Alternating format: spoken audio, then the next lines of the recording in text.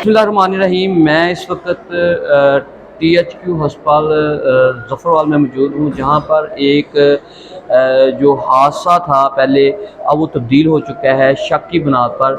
वो हम आपको बताते हैं कि यहाँ पे जो लड़का फौत हुआ है फरीद, उसके लवाहिकीन जो है इस वक्त नहायत परेशान हैं, दुख में मुब्तला हैं। तो यहाँ पे एक बात बताता चलूँ कि यहाँ पे मसला ये हुआ है कि कुछ घंटे पहले कह सकते हैं कि पिंडी कालवा में ये फरीद नामी जो लड़का था जो फौत हो गया है, ये जंडियाले का रहायशी था।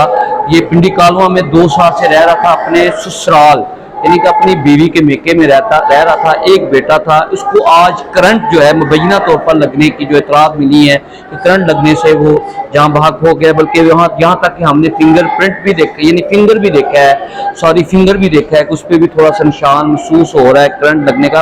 अल्लाह जानता है मुबैना तौर पर क्या मामला है। ये तो हकायक जो है वो लवाहकीन जाने, अदारे जाने, हमने तो एक रिपोर्ट करने की ये हादसा हुआ है। तो यहाँ पे एक बात और बताता चलूँ कि जंडियाले का रहायशी फैज़ है, उसने शक की बिना पे उसका मेडिकल जो है वो कराने की जो है वो दरख्वास्त दे दी है, मेडिकल कराया जाए ताकि हकायक जो है वो सामने आए।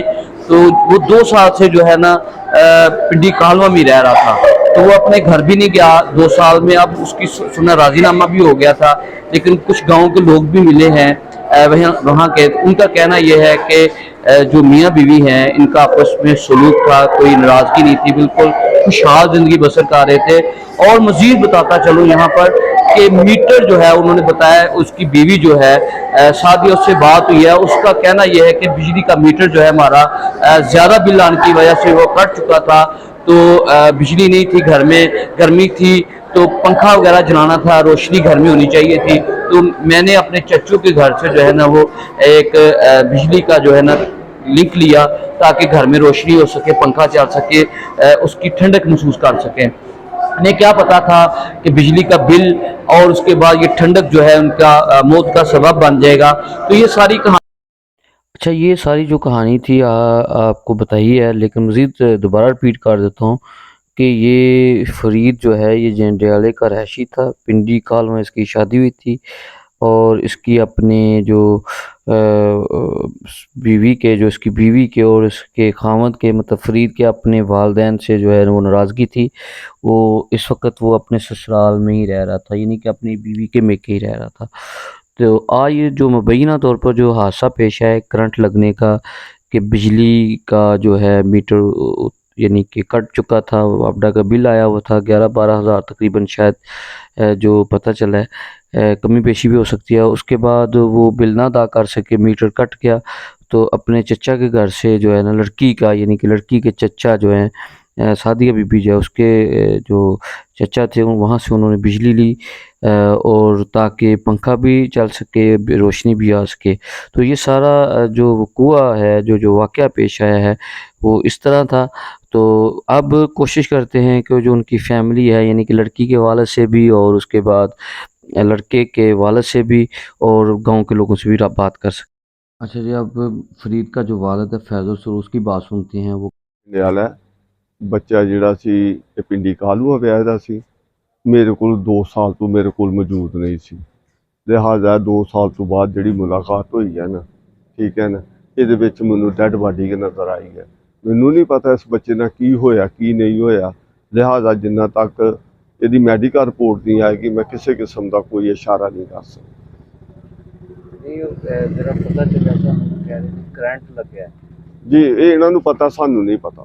ਉਹ ਤੇ ਮੈਡੀਕਲ ਰਿਪੋर्ट ਦੇਖਾਂਗੇ ਤੇ ਫਿਰ ਸੂਰਤ ਹਾਲ ਦਾ ਪਤਾ ਲੱਗੇਗਾ कि दुरुस्त है या गलत है।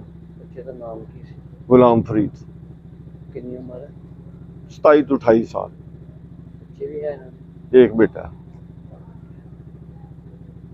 होर वजह को नाराजगी, को परेशानी, को फैमिली उत्थे जिथे ससुराल रह रहे उत्थे मैं ना मैं उत्थे 2 साल च गया ते ना मैनूं इलम मैं नहीं कर, ना मैनूं जरूरत है। अब बात सुनते हैं जी पिंडी कालवा से जो फरीद का ससुर था अकबर, उसकी बात सुनते हैं वो क्या कहता है इस वाले से, उसका क्या मौक़िफ़ है इस वाले से। मेरा नाम अकबर अली है, पिंडी कालवा मेरा पिंड है। जरा जंडियाले में बच्ची ब्याही ही जरा ਇਹਨਾਂ ਨੇ ਕੋਈ 4 ਮਹੀਨੇ ਬਾਅਦ ਜਿਹੜੀ ਆ ਬੱਚੀ ਵੀ ਤੇ ਬੱਚਾ ਵੀ ਘਰੋਂ ਕੱਢ ਛੜਿਆ। ਮੈਂ ਫਿਰ ਕਿੱਥੇ ਘਲਾਉਂਦਾ, ਮੈਂ ਆਖਿਆ ਤੇ ਆਪੇ ਆ ਜਾਣਗੇ, ਕੋਈ ਮਨਾਉਣ ਤੇ ਲੈ ਜਾਣਗੇ। ਨਾ ਇਹ ਆਏ ਨੇ ਨਾ ਉਹ ਗਏ ਨੇ। ਮੈਨੂੰ ਨਹੀਂ ਪਤਾ ਇਹਨਾਂ ਕਿਹੜੇ ਮਸਲੇ ਤੋਂ ਕੱਢਿਆ ਕਿਹੜੇ ਤੋਂ ਨਹੀਂ ਕੱਢਿਆ। ਜਿਹੜਾ ਵਾ ਮੇਰੇ ਕੋਲ ਸੀ ਰਹਿੰਦਾ, ਜਿਹੜਾ ਵਾ ਮੈਂ ਇਹਨੂੰ ਆਖਿਆ ਤੇ ਪੁੱਤਰ ਤੂੰ ਜਾ ਸਕਣਾ। ਉਹਨੇ ਆਖਿਆ ਮੈਂ ਨਹੀਂ ਜਾਣਾ। ਮੈਂ ਤੈਨੂੰ ਜਗ੍ਹਾ ਵੀ 3 ਮਰਲੇ ਦੇਣਾ, ਫਿਰ ਆਪਣੀ ਬਣਾ ਲਾ। ਸ਼ਾਇਦ ਦੱਸੋ ਕਿ ਉਹਨਾਂ ਨੂੰ ਸ਼ੱਕ ਹੈ ਤੁਹਾਡੇ ਤੇ ਨਾ, ਮੈਡੀਕਲ ਕਰਵਾਉਣਾ ਚਾਹੁੰਦੇ, ਤੁਸੀਂ ਕੀ ਕਹਿੰਦੇ ਉਹਦੇ ਬਾਰੇ? ਜੋ ਮੈਡੀਕਲ ਸਾਨੂੰ ਕੋਈ ਇਤਰਾਜ਼ ਨਹੀਂ ਸਾਨੂੰ।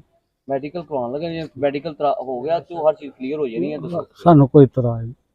ਅੱਛਾ, ਹੋਏ ਤੇ ਅਸੀਂ ਜ਼ਿੰਮੇਵਾਰ ਇਸ ਗੱਲ ਤੇ ਬੇਫਿਕਰ ਹੋ ਕੇ ਮੈਡੀਕਲ ਜਿਨ੍ਹਾਂ ਦਾ ਹੱਕ ਬਣਦਾ। ਸਾਨੂੰ ਕੋਈ ਇਤਰਾਜ਼ नहीं। मेरे को जाना ही नहीं पिया हूँ पुत्र मैं। अब फरीद की बीवी जो है सादिया, उसकी बात सुनते हैं, वो क्या कहना चाहती है इस वाले से। मेरे बंदे नूं बिजली लगी है, करंट लगा है। 2 दिन हो गया मीटर लथा साडा, बिल नहीं तड़िया गया, मीटर ला के लै गए। चाचू हुणां घरों तार लाई ही, चाचू घरों तार लाई ही। चाचू ਤੁਹਾਡੇ ਚਾਚੂ ਕੋਲ हाँ जी, ਕੀ ਨਾਮ ਉਹਦਾ? अफजल ਤੁਹਾਡਾ ਕੀ ਨਾਮ ਹੈ ਜੀ? सादिया ਹਾਂ, ਉਹਦਾ ਕੀ ਨਾਮ ਹੈ? गुलाम फरीद, ਕਿਹੜਾ ਪਿੰਡ ਤੁਹਾਡਾ? पिंडी कालवा। ਅੱਛਾ, ਫਿਰ ਮੀਟਰ ਚਾਚੂ ਕੋਲ ਲਈ ਤਾਰ? चाचू को तार लई ही कि ताड़े छोटे छोटे बच्चे ने पखा ला लियो। असीं बैठक च रख के पखा लाया ही ते मंजी ही लोहे दी, नाल बैड ही लोहे दा, थल्ले थ्रीशू रख के ते नाल फरशी पखा लाया ही। वो पता नहीं थ्रीशू का तार मेरे बच्चे छोटे ने साफ कीता ही, वो ताड़ों नूं किते लगा, तारां नूं लगा है तो सारा अंदर ही शार्ट हो गया। मंजी भी शार्ट हो गई है, इनू बड़ा प्यारा करंट पिया है। नाल मैनू हथ लाया, मैनू भी पिया। मेरे छोटा पुत्र सुता ही, उन्होंने भी नाल पिया। छेती नाल उठ के बह गया। मैं थले पैर लान लगी, मैनू थल्लों भी जमीन नालों पिया। मेरी छोटी भैन वड्डी भैन बाहर बैठी ही, मैनू आवाज़ दित्ती है, मैं पिछे तारा ला दो। उन्हें तारा लाइया हने। नाल चाचू घर आवाज़ दित्ती है, चाचू नूं आया। चाचू नाल एक चाचू वड्डा ही घर, दूआ चाचू ने फड़ के बाहर कढ़िया। सारिਆਂ ने कहा इनू जमीन ते लटा दो। जमीन ते लटाया, नहीं होश की। फिर दोबारा वाली गड्डी मंगवाई है, गड्डी एंबुलेंस मंगवाई है, नाल ही इत्थे आ गए ने। यही गल हुई है। काम तो होई आया ही है, रोटी खाधी, मैं दो इकट्ठे जी बैठे हैं। ਮੀਟਰ ਲੱਥਾ ਦਾ ਸੀ, ਕਿਉਂ ਲੱਥਾ ਦਾ? मीटर दा साडे को बिल नहीं तारिया गया। ਤੇ ਅੱਜ ਕਰੰਟ ਲੱਗਾ ਹੈ हाँ जी, ਤੇ ਭੈਣ ਜੀ ਕੁਝ आडे रुख दा लम्मे पे है ना मंजी ते नाल बैड ही, बैड दे पैंदा वाली साइड ते इन्हां दी गर्दन ही। मैं इन्हां नूं हथ लाया, मैनू भी पिया। ਬੱਚੇ ਕਿੰਨੇ ਨੇ? एक बच्चा ਇੱਕ ਬੱਚਾ। ਕਿੰਨੀ ਉਮਰ ਹੈ? 1.5 साल दा। ਜ਼ਿਆਦਾ ਹੈ? हाँ जी, ਇੱਕ ਹਾਂ, ਤੁਹਾਡੀ ਕੋਈ ਫੈਮਿਲੀ ਦੇ ਪਿੱਛੇ ਸਸੁਰਾਲ? फैम विच हाँ जी, यही उत्थे रहने। हाँ, साढ़े सोहरे ने ससुराल रहंदा ਸੀ, ਤੂੰ ससुराल रहंदी ਸੀ? नहीं, मैं अपने मायकरे नहीं है भी। साढ़े सोहरे ने घरों काट दिता ही, उन्हें फ्रूट का काम करदा ही। सियालकोट भी यही 1 महीना रह के आए हाँ। सानू इत्थे 2 साल हो गए इत्थे आया नूं। ਜਦੋਂ ਦਾ ਸਹੁਰੇ ਨੇ ਕਰ ਛੜਿਆ, ਉਹਨੇ ਨਹੀਂ ਦੁਬਾਰਾ ਸਾਡੇ ਵੱਲ ਵੇਖਿਆ। ਇਹਨਾਂ ਨੇ ਸੁਲਾਹ ਕਰ ਲਈ, ਕਹਿੰਦੇ ਨੇ ਕਿ ਫਿਰ ਵੀ ਮੇਰਾ ਪਿਓ ਵਾ। ਇਹਨਾਂ ਸੁਲਾਹ ਕਰ ਲਈ ਆ, ਮਿਲਣ ਜਾਂਦੇ ਹਨ। ਮੇਰਾ ਪੁੱਤਰ ਹੋਇਆ, ਸਹੁਰਾ ਨਹੀਂ ਮਿਲਣ ਆਇਆ। ਮੈਂ ਫਿਰ ਵੀ ਘੱਲਿਆ, ਮੈਂ ਕਿਹਾ ਦਾਦਾ ਵਾ ਜਾ ਮਿਲਿਆ, ਮਿਲਣ ਗਿਆ। ਮੈਂ ਜਦੋਂ ਦੀ ਆਈ ਉਹਨਾਂ ਦੁਬਾਰਾ ਮੇਰੀ ਸ਼ਕਲ ਨਹੀਂ ਵੇਖੀ ਹੈ। ਦੇਵਰ ਜਿਹੜਾ ਉਹ ਮੇਰੇ ਘਰ ਆਉਂਦਾ ਜਾਂਦਾ ਸੀ, ਮਾਇਕੇ ਆਉਂਦਾ ਜਾਂਦਾ ਸੀ। ਹਾਂਜੀ, ਉਹ ਬਿਲਕੁਲ ਠੀਕ ਹੀ। ਮੇਰੀਆਂ ਨਨਾਣਾ ਹਨ, ਉਹ ਵੀ ਬਿਲਕੁਲ ਠੀਕ ਹੈ। ਸਿਰਫ ਸਹੁਰੇ ਨਾਲ ਨਹੀਂ ਸਾਡਾ ਰਾਬਤਾ, ਕਿਉਂਕਿ ਇਹਨਾਂ ਦਾ ਰਾਬਤਾ ਹੀ, ਮੇਰਾ ਨਹੀਂ ਰਾਬਤਾ। ਤੁਹਾਡੇ ਜਿਹੜੇ ਸਸੁਰਾਲ ਵਾਲੇ ਨੇ, ਉਹਨਾਂ ਨੂੰ ਤੁਹਾਡੇ ਤੇ ਕੋਈ ਸ਼ੱਕ ਹੈ? ਨਹੀਂ, ਸ਼ੱਕ ਉਹ ਕਰਦੇ ਨੇ।